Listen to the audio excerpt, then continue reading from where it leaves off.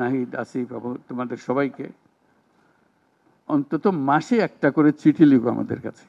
শুধু স্মরণ করিয়ে দেওয়ার জন্য এটা বাকি রয়ে গেল, এটা ঠিক হলো না।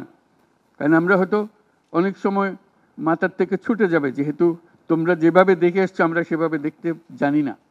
সেই জানানটা দেওয়ার জন্য আমাদেরকে গুঁতো দিতে হবে, স্মরণ করিয়ে দিতে হবে, যাতে করে আমরা এটার থেকে বিচ্যুত হয়ে যেতে না পারি। এটা তোমাদের দায়িত্ব, কারণ যে পথে রওনা করে দিয়েছ সেটার রূপরেখা তোমাদের কাছে পরিষ্কার। আমরা হয়তো কিছুটা বুঝেছি, কিছুটা অন্যভাবে বুঝেছি, এরকম যেন না হয়।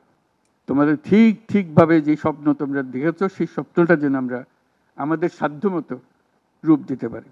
বহু লোক বসে আছে যারা এই দুঃস্বপ্ন থেকে আমরা জেগে ওঠার কারণে তারা দিশেহারা হয়ে গেছে।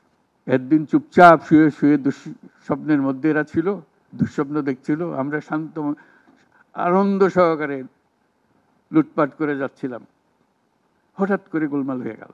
তারা কি চুপচাপ বসে থাকবে? মোটেই না।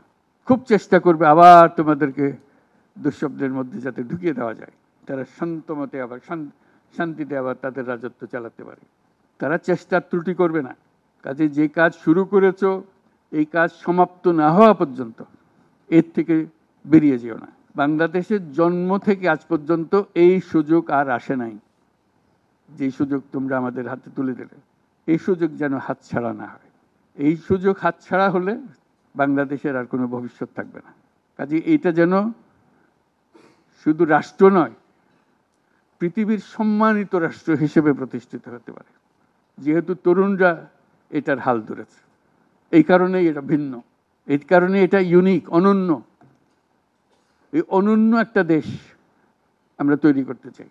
তোমাদের চিন্তায় স্বচ্ছ, তোমাদের চিন্তায় সঠিক, এটা মুঠো থেকে ছাড়বে না, হাত থেকে ছাড়বে না, এবং আমাদেরকে স্মরণ করিয়ে দেবে যদি আমরা এটার এই স্বপ্নের থেকে দূরে সরার কোনো কাজ করেই ফেলে।